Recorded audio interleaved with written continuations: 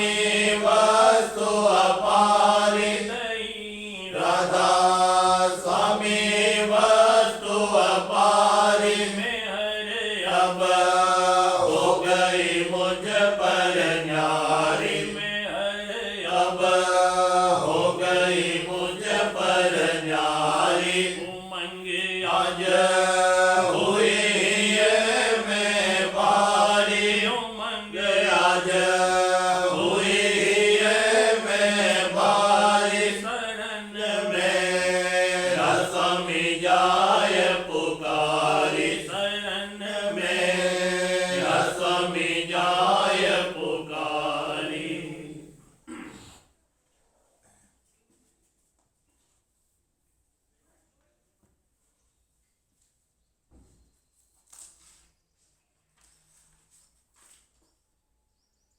सखीरी मेरे दिन प्रति आनंद हो सखीरी मेरे दिन प्रति आनंद होय आनंद आनंद आनंद होय सखीरी मेरे दिन प्रति आनंद होय पाए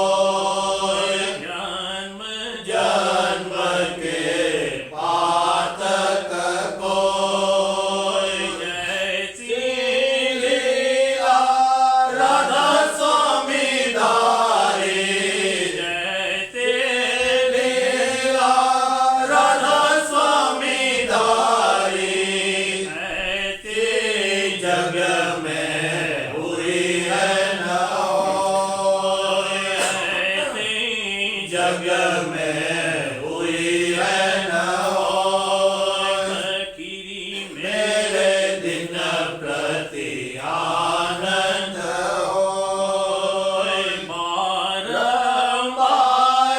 करूं मैं बिनती, बारंबार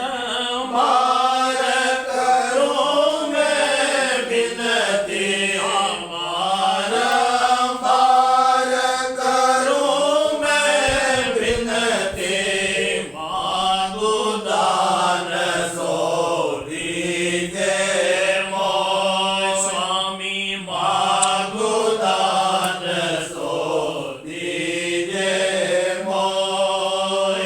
दर्शन भजन अमी परसादी, दर्शन भजन अमी परसादी, चरणामृत मुख अमृत होय, चरणामृत मुख अमृत दोय। प्रेम भक्ति और विलास नवीना, प्रेम भक्ति और विलास नवीना, दिन प्रति मोहि परापत होय, दिन प्रति मोहि परापत होय। सखीरी मेरे दिन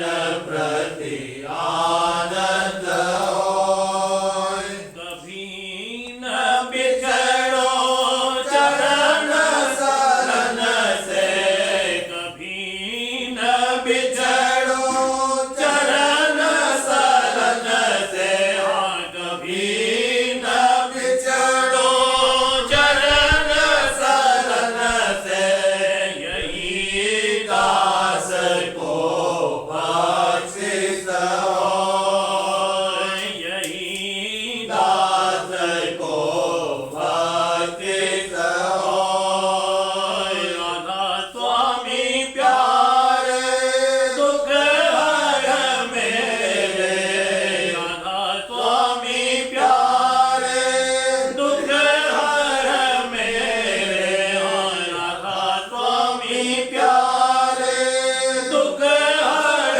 मेरे, अब नहीं बिछड़न होय मेरा अब नहीं बिछड़न होय, स्वामी अब नहीं बिछड़न होय। राधा स्वामी प्यारे दुख हर मेरे, राधा स्वामी प्यारे दुख हर मेरे, अब नहीं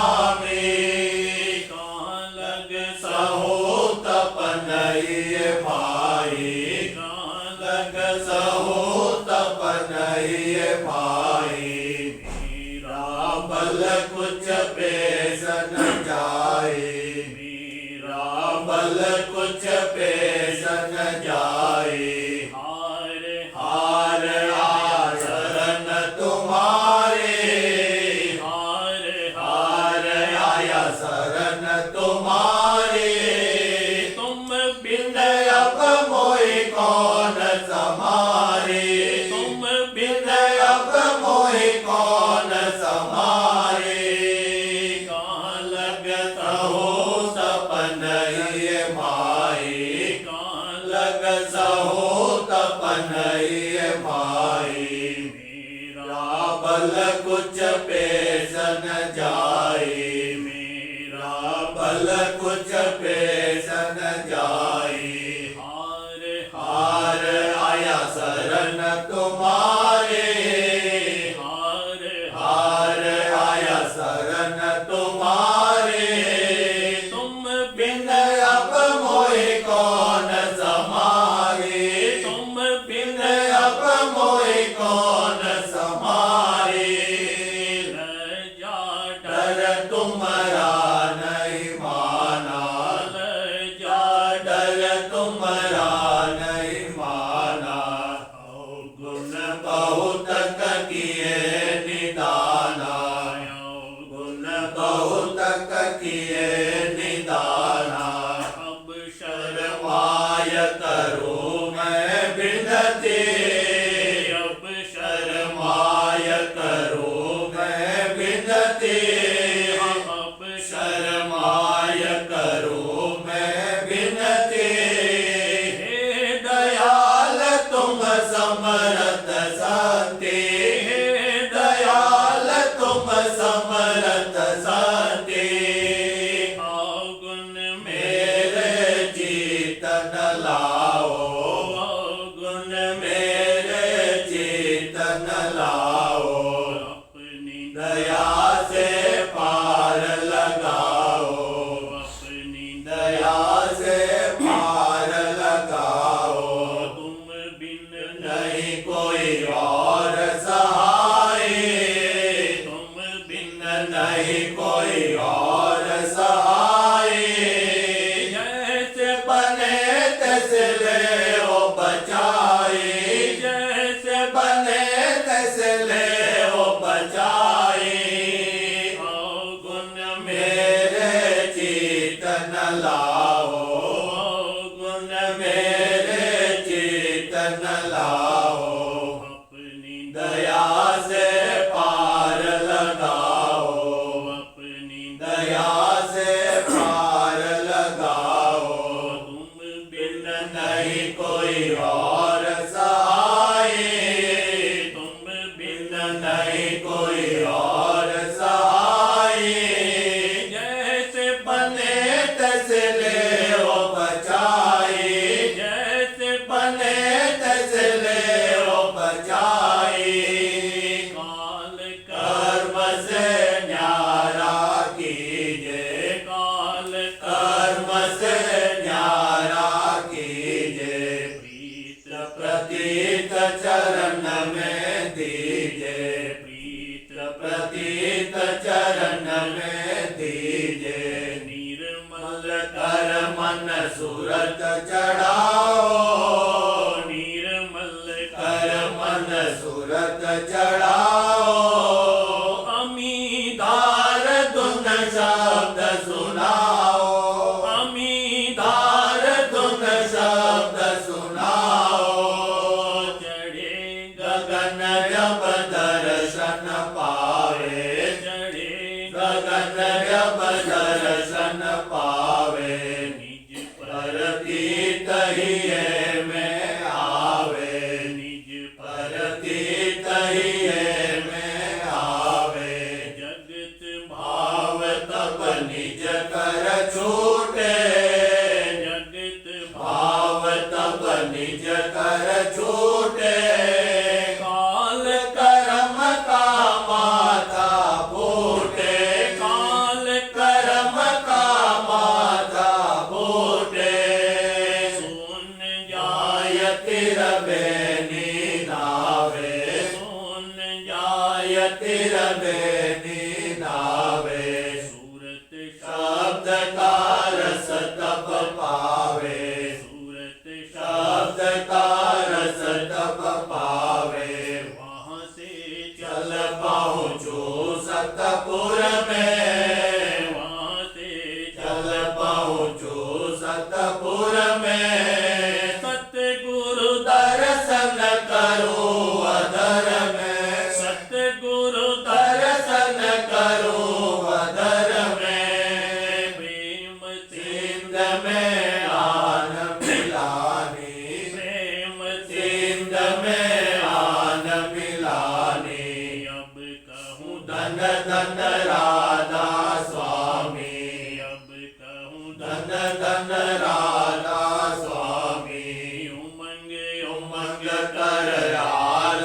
गाओ, उमंग उमंग कर आरत गाओ।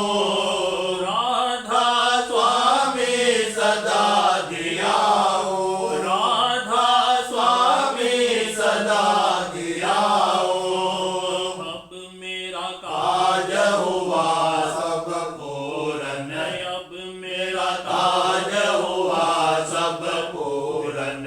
शीस दया राधा स्वामी चरणन, शीस दया राधा स्वामी चरणन। अब मेरा काज हुआ सब पूरन, अब मेरा काज हुआ सब पूरन। शीस धरा राधा स्वामी चरणन, शीस धरा राधा स्वामी चरणन। क्या मुकले मैं करूं आरती, क्या मुकले में करूं आरती। बचन गुरु नहीं में दारती, बचन गुरु नहीं में दारती।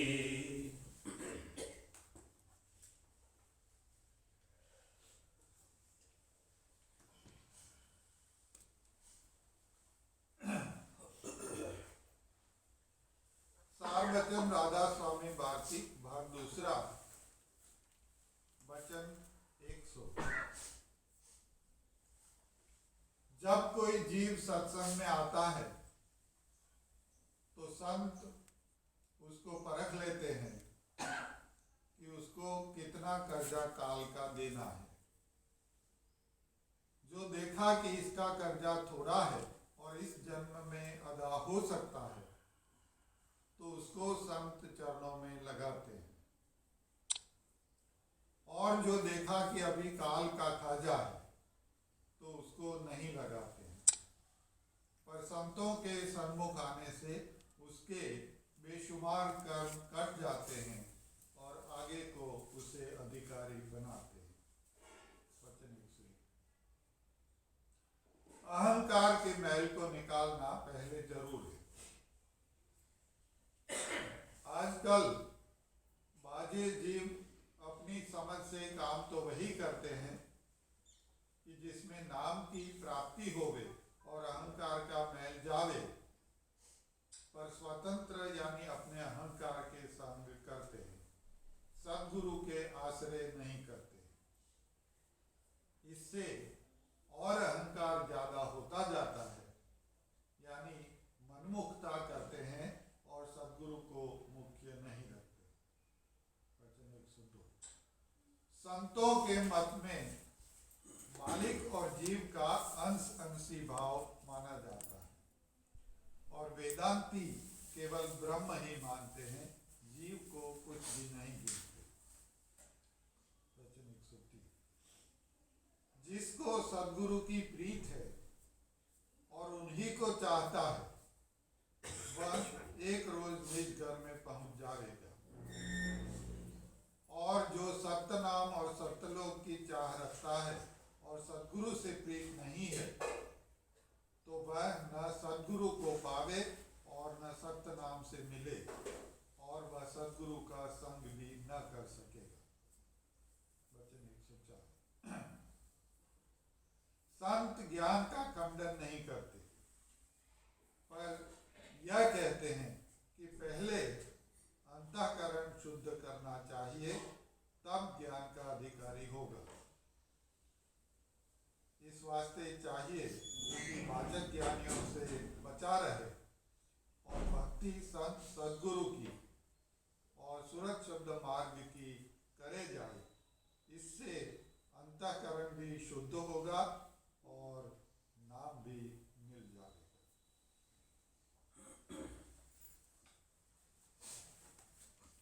वचन बाबूजी महाराज चौथा भाग। वचन 10 आगरा 17 मार्च 1939। दुनिया की कार्रवाई के लिए मन और सूरत का नीचे उतार होना जरूरी है।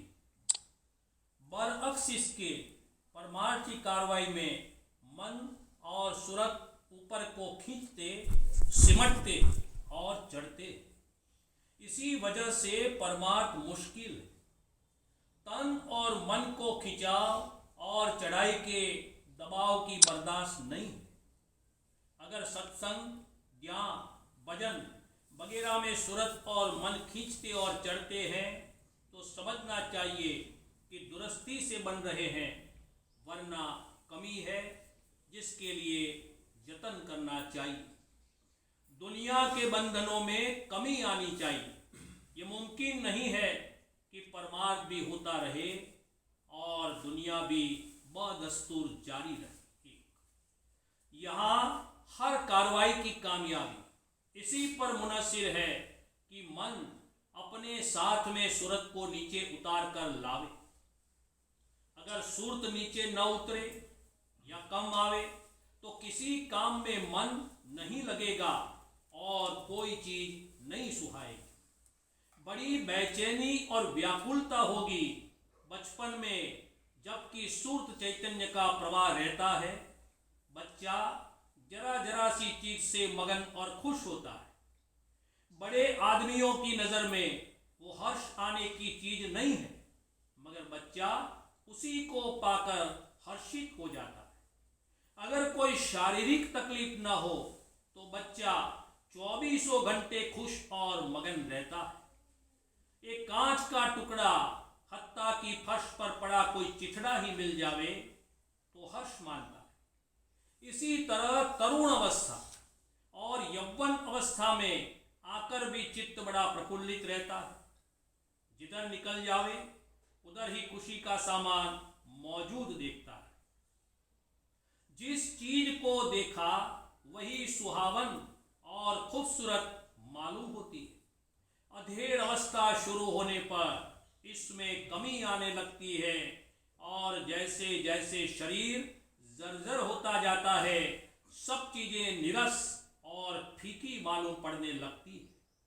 और वही चीजें जिनसे बचपन और जवानी में खुशी हासिल होती थी नहीं सुहाती। बाल बच्चों और घर वालों से तबीयत हट जाती है और जिधर देखता है उधर ही मायूसी और उदासी सी छाई हुई मालूम होती है। वजह इसकी यह है कि बुढ़ापे में सूर्त चैतन्य कुदरती तौर पर अंतर और ऊपर की जानिब खींचने और सिमटने लगता है और उसी वक्त से शरीर का जर्जर होना शुरू हो जाता है और तब कोई चीज नहीं सुहाती और न कोई काम कर सकता है। कहने का मतलब यह है कि हर एक काम, हत्ता की चलना फिरना, बोलना वगैरह सब इसी पर मुनहसिर है कि जितनी चैतन्यता मन इंद्रियों के घाट पर उतर कर आ सकती है उतनी आवे। यही वजह है कि परमार्थी कार्रवाई जिसमें मन और सूरत ऊपर को खींचे, सिमटे और चढ़े बड़ी मुश्किल। सब काम कर सकता है, यानी काष्ठा उठा सकता है, तपस्या कर सकता है, मगर यह काम जिसमें सूर्य चैतन्य ऊपर को खींचे नहीं कर सकता। पेस्तर के जमाने में लोग बड़ी बड़ी शारीरिक काष्ठाएं उठाते थे। उम्र भर जंगल और पहाड़ में रहकर नाना प्रकार की तपस्या करते थे। घर-बार छोड़ना पड़ता था। वो संत मत की रूह से उससे कुछ भी काबिले कद्र नतीजा हासिल नहीं होता था। अब संत मत के अभ्यास और परमार्थ में घर-बार छोड़ने की जरूरत नहीं और न उस तरह की कोई काष्ठा ही उठानी पड़ती, बल्कि गद्दी तकिया लगाकर बड़े आराम से बैठकर अभ्यास किया जा सकता है। मगर फिर भी 2 मिनट अभ्यास में बैठे नहीं कि अकुलाहट और घबराहट होने से उठ खड़े होते। कारण इसका यह है कि सूरत के खिंचाव और चढ़ाई में जो दबाव पड़ता है उसको बर्दाश्त करने की तन और मन को आदत नहीं। 4-4, 6-6 घंटे प्राणायाम या पाठ पूजा कर सकते हैं, मगर संत मत के परमार्थ की कार्रवाई जरा सी देर भी करना मुश्किल। मन की यह आदत पड़ गई है कि सूरत को नीचे खींचकर लावे और उससे ताकत लेकर इस कदर नीचे उतरे कि इंद्रियों और भोगों का रूप बन जाए। इसी में उसको कुछ हर्ष होता है। अगर सूरत का नीचे उतरना बंद कर दिया जावे या कम उतरे या ऊपर को खींचने और चढ़ने लगे तो मन व्याकुल होने लगता है, छटपटाता है। मन के इस अंग की वजह से अभ्यासी पर कई किस्म की हालतें वक्तन फवक्तन गुजरती है। बाज वक्त ऐसा होता है कि न तो परमार्थ में मन लगता है और न स्वार्थ ही में मन लगता है। शुरू में तो सब अच्छा मालूम होता है, परमार्थ की कार्रवाई भी कुछ कर लेते हैं, मगर बाद कुछ अरसे के महसूस होता है कि न दिन के रहे और न दुनिया के, न तो परमार्थ और अभ्यास ही बन पड़ता है और न दुनिया का काम ही कुछ कर सकते थी। परमार्थ में चित्त न लगने की वजह यह है कि इस कदर सूरत नहीं चढ़ी कि कुछ अंतर का रस प्राप्त होता, और दुनिया में मन न लगने की वजह यह है कि सूरत के नीचे उतार और बहाव होने में रोक लगाई जाती है। यानी मन जो सूरत को नीचे उतारना चाहता है उसको बंद कर दिया जाता है या उसमें कमी की जाती है। इस खींचातानी में तकलीफ और घबराहट होती है, और चूंकि सूरत की धार उतनी नीचे नहीं उतरने पाती जितनी की उतरनी चाहिए, इसलिए कामकाज में मन नहीं लगता। बहुत खाने वाले आदमी मसलन चौबे और कसरतबाज जब तक इस कदर न खावे कि तनाव होने लगे तब तक उनको खाने में मजा नहीं आता। खाने के बाद तन बड़ा हर्षित और प्रफुल्लित होता है और उसकी खबर मन को होती है और मन भी हर्षित और प्रफुल्लित होता है। यह महज आदत की बात है। उसी तरह से मन की भी आदत पड़ गई है कि जब तक सूरत को खींचकर नीचे के घाट पर उतार कर न लावे तब तक वो कोई काम नहीं कर सकता। दुनियावी ओझले में थोड़ी बहुत परमार्थी कार्रवाई कर सकता है, मगर निरानिरी वही कार्रवाई करना बड़ा मुश्किल है। जो लोग बिना दुनियावी ओझले के परमार्थ में नहीं लग सकते, उन पर अगर दया करनी मंजूर होती है तो उनको सेवा में लगाया जाता है और उसके बहाने वे सत्संग की हाजिरी भी दे सकते हैं। अगर इस तरह का कोई काम, मसलन बाजार से मिठाई मेवा वगैरह खरीद कर लाना, सजावट करना वगैरह न हो तो वे सत्संग या दर्शन के लिए भी न आवेंगे और परमार्थी फायदे से कतई महरूम रहेंगे। ऐसे लोगों का यह हाल देखने में आया है कि जब तक उस किस्म का ओझला और सहारा रहा तब तक तो वे करीब करीब रात दिन सत्संग में ही रहे, मगर ज्यों ही वो ओझला और सहारा निकला कि सत्संग से अलग हो गए और फिर बाद में जैसे दस्तावेज में कोई बात लिख देते हैं तो उससे बंध जाते हैं, उस तौर पर टेक बांधे रहे कि हम राधा स्वामी मत के मानने वाले, वरना उनकी कार्रवाई खालिस दुनियावी हो गई और परमार्थ का नाम भी न लिया। कहने का मुद्दा यह कि मन का खवास और स्वभाव बदलना चाहिए। रफ्ता रफ्ता ऐसी आदत डालनी चाहिए कि जब सूरत ऊपर को खींचे और चढ़े तो मन बजाय व्याकुल होने और घबराने के सूरत के साथ खींचे और चढ़े। सत्संग, सेवा, दर्शन, सुमिरन, ज्ञान, भजन में अगर सूरत और मन खींचते और चढ़ते हैं तो समझना चाहिए कि वो दुरुस्ती से बन रहे हैं, वरना कमी और खामी है और इसके लिए अंतर वो बाहर जतन करना चाहिए। परमार्थ बनना बड़ा मुश्किल है।